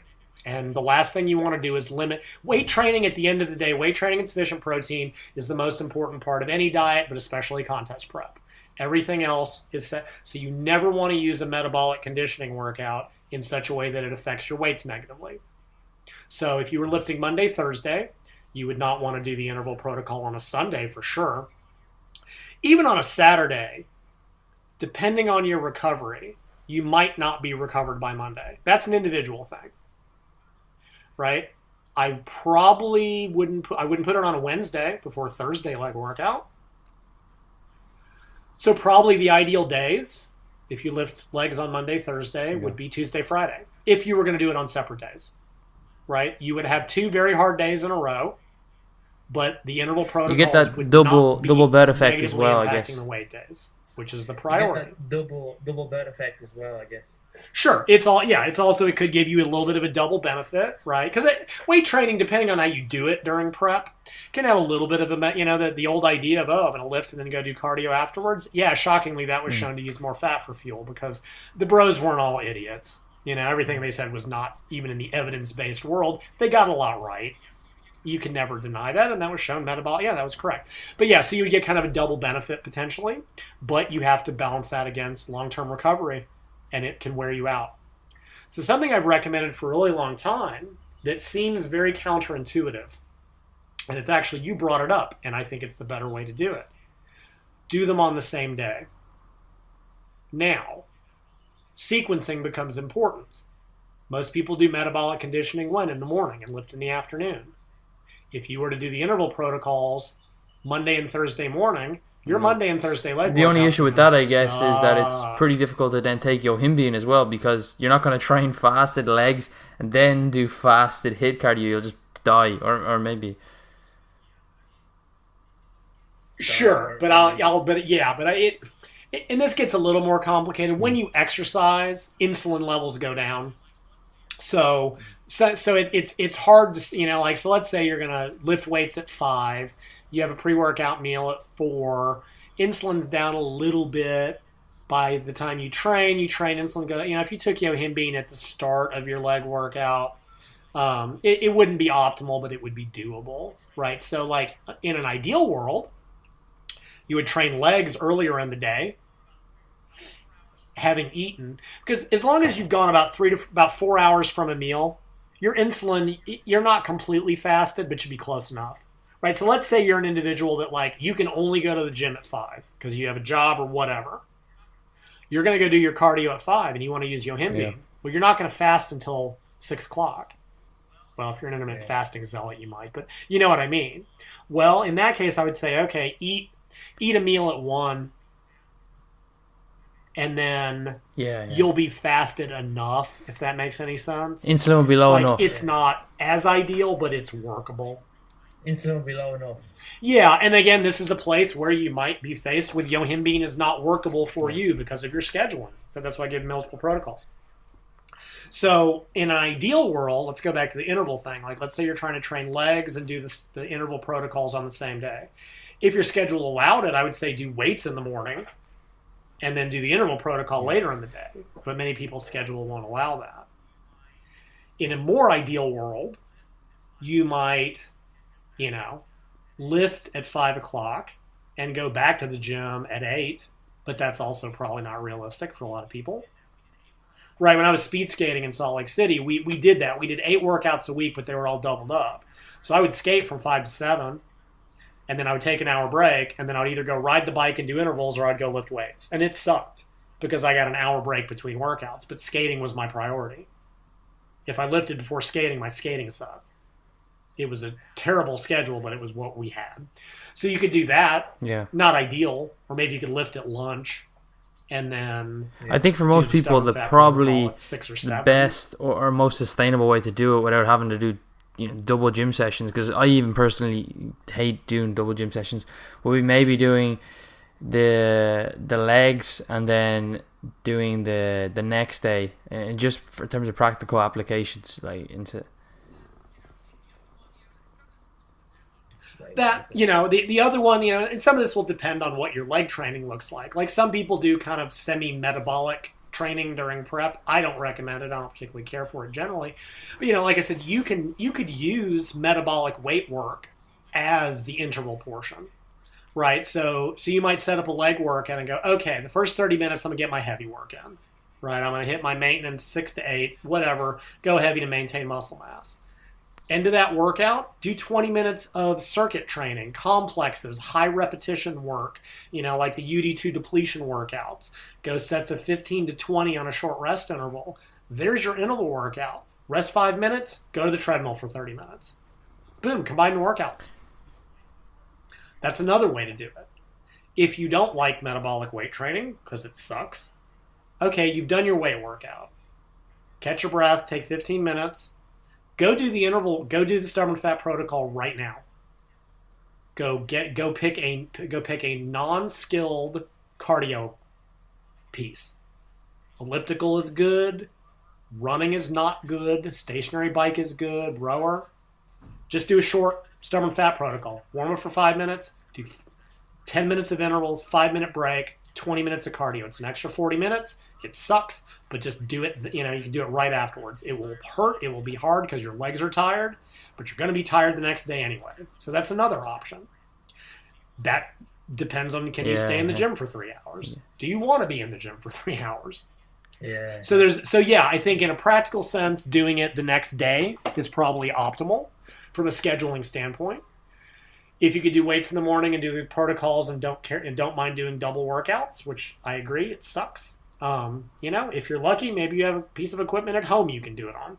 But there are other ways of doing it. You can lift your weights, do a short metabolic, 10 minutes of metabolic depletion weight workout. Yeah, and you have a lot more 30 minutes examples and talking about this in your book, right?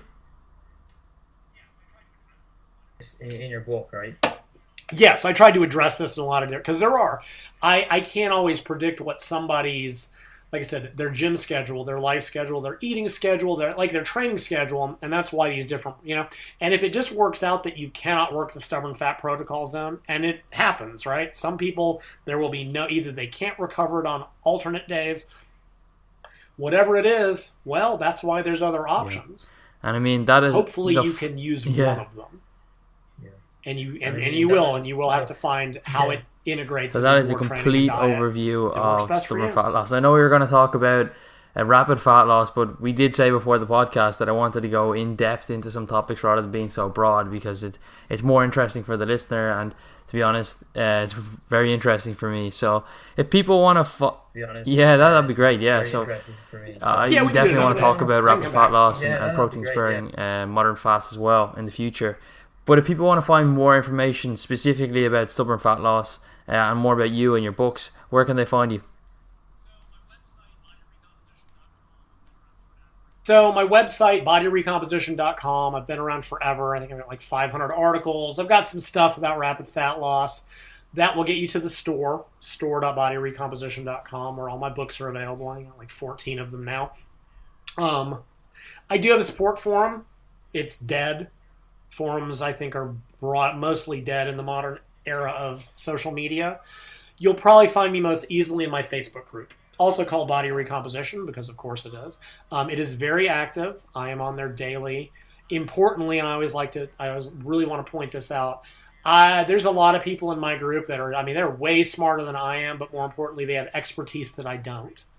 Right? I tend to be somewhat of a generalist, but it's all training, diet, nutrition, supplement related.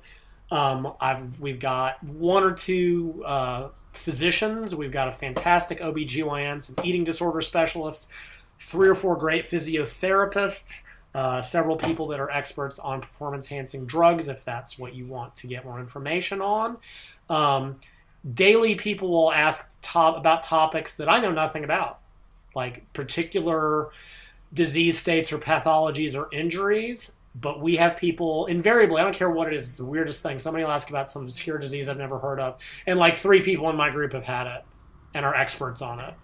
And I learn daily from the people in my group. So anything that I can't answer, there will be someone in my group that can answer it with some degree of expertise. People will put up exercise technique videos, and I'll give feedback, and I post up abstracts and articles, and I'll do exercise technique videos when I get bored and need to show somebody something. So my Facebook group, like I said, my website is where all my articles live, my store is where all my books live, and my Facebook group is pretty much where I thanks live. so much, Lyles, for coming on. I definitely want to get you back on the those future. Those are your best bets. And I can definitely vouch for your Facebook group, because I too ask a lot of questions in there. But like I said, you've seen it. There's always somebody that has there's a lot of people that have dumb answers, but there's always somebody that has good answers to just about any question I've ever seen. It's bizarre. So that was it. That was episode 2 with Lyle McDonald. As you can tell, he's very, very knowledgeable in the area of fat loss and stubborn fat loss specifically, which we went really in depth to in this episode. So again, if you found this valuable, please do leave some feedback or a review on whatever platform you're watching on. You can find all of Lyle's social links and everything that he talked about in the show notes, as well as some of my own, and I look forward to seeing you in the next episode, where hopefully we can get a guest who's just as good as Lyle.